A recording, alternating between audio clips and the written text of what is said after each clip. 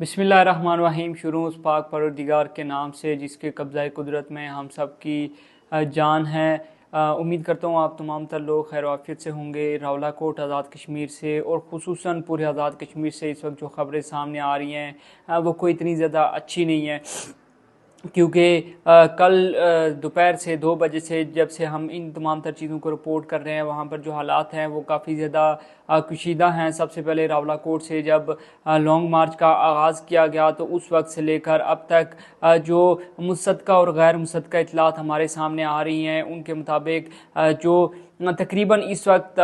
25 के करीब जो नौजवान हैं उनकी शहादतों की इत्तलात हैं। साथ ही साथ ये अब से कुछ देर पहले जब ये मैं वीडियो रिकॉर्ड कर रहा हूँ तो मीरपुर के मुकाम पर भी हालात कशीदा होने की जो इत्तलात हैं वो सामने आ रही थी। अब चूँकि जम्मू कश्मीर जॉइंट अवामी एक्शन कमेटी, जिसको हुकूमत आज़ाद कश्मीर और महकमा दाखिला आज़ाद कश्मीर की जानिब से कलअदम करार दिया गया था, उसने लॉन्ग मार्च की कॉल दी थी और उसने ऐलान किया था कि वो कल यानी कि 27 जुलाई को रावलाकोट से मुजफ्फराबाद की जानिब रवाना होंगे। उन्होंने जब अपनी पेशकदमी की तो जो है वो उनको मुज़ाहमत का सामना करना पड़ा। सिक्योरिटी फोर्सेस ने उनको रावलाकोट शहर में दाखिल होने से जो है वो रोक के रखा और इसी दौरान जो है वो जो शहादतों की इत्तलात है वो सामने आने लगी। और अब जो इस वक्त तक मैं आपको डेटा बता रहा हूँ, शायद जब आप ये वीडियो देख रहे हो तो उस वक्त ये डेटा एग्जैक्टली ये ना हो, इसमें लोग ऐड भी हो सकते हैं। तो कम से कम 24 से 26 लोगों के हवाले से ये बताया जा रहा है कि इस वक्त तक यानी कल से लेकर अब तक जो है वो सिर्फ रावलाकोट की इत्तलात हैं, जबकि अब से कुछ देर कबल ये बताया गया है कि मीरपुर में जो हालात कशीदा थे उसके नतीजे में तकरीबन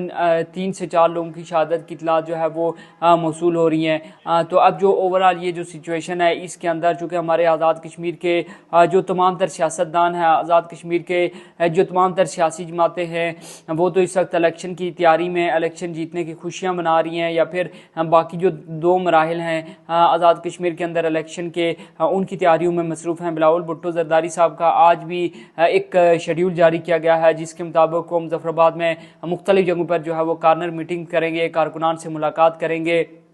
और जो अवामी राब्ता मुहिम है उसको बढ़ाने की कोशिश करेंगे। लेकिन दूसरी जानिब जो आज़ाद कश्मीर की इस वक्त सिचुएशन है, हमारी जो आज़ाद कश्मीर की कोई भी सियासी जमात है, कोई भी सियासतदान है, कोई भी स्टेक होल्डर है, वो इसको ऑन करने के लिए तैयार नहीं है। जो इस वक्त आज़ाद कश्मीर के अंदर हो रहा है वो काफ़ी ज़्यादा ख़तरनाक है, वो हम सब के लिए नुकसानदेह है। इस वक्त जो हमारी दोनों जानिब से जो है अगर लाश सिक्योरिटी फोर्सेज की गिरती है वो भी हमारे भाई हैं, अगर जो लाश है वो किसी आम शहरी की गिरती है तो वो भी हमारा नुकसान है, वो भी हमारी रियासत का ही नुकसान है। तो इसमें होना तो ये चाहिए था कि जो हमारे तमाम तर सियासतदान हैं, जिसमें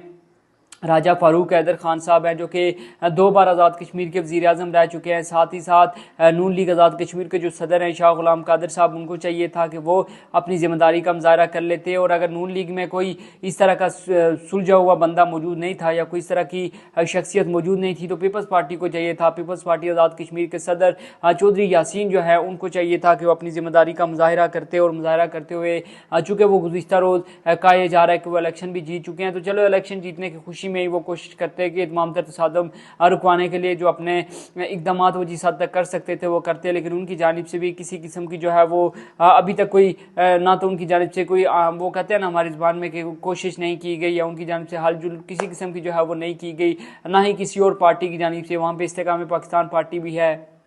रियासती जमात मुस्लिम कॉन्फ्रेंस भी है, पीपल्स पार्टी भी है, नून लीग भी है, आज़ाद उम्मीदवार भी हैं, लेकिन तमाम जो सियासतदान हैं उनकी नज़र सिर्फ और सिर्फ अपने इलेक्शन पे है। कोई भी शख्स देखे तसादम हो, कोई भी इस तरह की जो सिचुएशन जब क्रिएट होती है तो उसके जो नताइज होते हैं वो फिर सदियों तक रहते हैं। तो मेरे ख्याल में जिस वक्त सिचुएशन आज़ाद कश्मीर के अंदर चल रही है, चूँकि जम्मू कश्मीर जॉइंट अवामी एक्शन कमेटी ने जो एक लाए अमल दिया है, जो एक उनकी जानिब से SOPs वगैरह भी जारी किए गए हैं, तो उनके मुताबिक अब ये काफ़िला जो है वो रावलाकोट चूँकि डी चौक के मुकाम पर मौजूद है, चिनार चौक में रात को इन्होंने क़याम किया था, तो उससे आगे जो है ये मूव करेगा और मुजफ्फराबाद की जानिब जो है वो रवाना होगा। दूसरी जानिब जो नीलम वैली वाला काफ़िला है जो रवाना हुआ था वो भी अपने रास्तों पर जो है वो रवां दवां है, वो भी पेशकदमी कर रहा है रियासती दारुल हुकूमत मुजफ्फराबाद की जानिब। लेकिन यहाँ पर हमारे तमाम तर जो ज़िम्मेदारान हैं, जो तमाम तर हमारे सियासतदान हैं, उनकी ये जिम्मेदारी बनती है कि वो तमाम तर मामले को संजीदगी से लें। अब जितना नुकसान हो चुका है वो ज़ाहिर सी बात है उसका ज़ाला करना तो मुश्किल है, लेकिन इसके बाद जो नुकसान होना है उससे बचा जा सकता है। क्योंकि तमाम तर जो हम कश्मीरी हैं, जो कि ख़ासकर ओवरसीज़ कश्मीरी है, हमारी जो ओवरसीज़ कम्युनिटी है, वो काफ़ी ज़्यादा परेशान है। गुज़िश्ता 2 रोज़ वैसे भी जब से ये एहतजाज शुरू हुआ है तो काफ़ी ज़्यादा परेशानी तो हम तमाम तर लोगों के लिए रही है, लेकिन ख़ासकर जो ओवरसीज़ कम्युनिटी है वो काफ़ी ज़्यादा परेशान है। उनका अपने जो प्यारे हैं उनसे रब्ता नहीं हो पा रहा। इवन के इस वक्त पुंछ बियन के अंदर मोबाइल सर्विस भी काफ़ी हद तक जो है वो बंद है। आप रब्ता करें तो रब्ता नहीं हो पाता वहाँ पर। तो जो मसाइल हैं वो बढ़ते जा रहे हैं और जो हमारे सियासतदान हैं वो चुप साधे हुए हैं।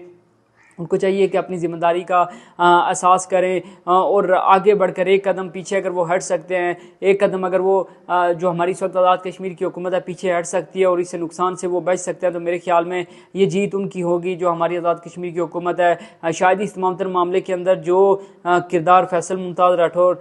जो वज़ीर आज़म आज़ाद कश्मीर या साबिक़ वज़ीर आज़म आज़ाद कश्मीर कह रहे हैं उनको निभाना चाहिए था, वो भी इसमें मुकम्मल तौर पर जो है वो हमें नाकाम नज़र आए। आज़ाद कश्मीर की जो भी सिचुएशन होगी, क्योंकि इस वक्त मैं आपको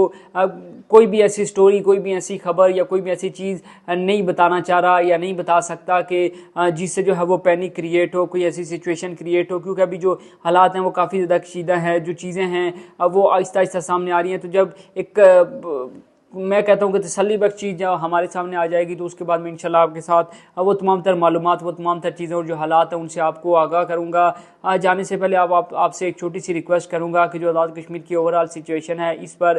तमाम तर लोगों से जो मुझे देख रहे हैं उनसे ये रिक्वेस्ट करूँगा, उनसे दरख्वास्त करूँगा कि आज़ाद कश्मीर की सूरत हाल पर आप लोग लाजमी दुआ गो हों। आप अल्लाह ताला के हुजूर जो है वो दुआ करें कि जो आज़ाद कश्मीर की मौजूदा सूरत हाल है ये किसी तरह से जो है वो ख़त्म हो, आज़ाद कश्मीर के हालात जो है वो बेहतर हो और वहाँ पे जो इस वक्त सिचुएशन है इसका अजाला तो चलो बाद में होगा नहीं होगा वो एक अलग बात है, लेकिन जो इस वक्त है वो फिल वक्त अमन आ सके और आज़ाद कश्मीर के अंदर जो बसने वाले लोग हैं वो सुख का सांस जो है वो ले सकें। अपना बहुत सा ख्याल रखिएगा। मुझे दीजिए इजाज़त। अल्लाह हाफिज़।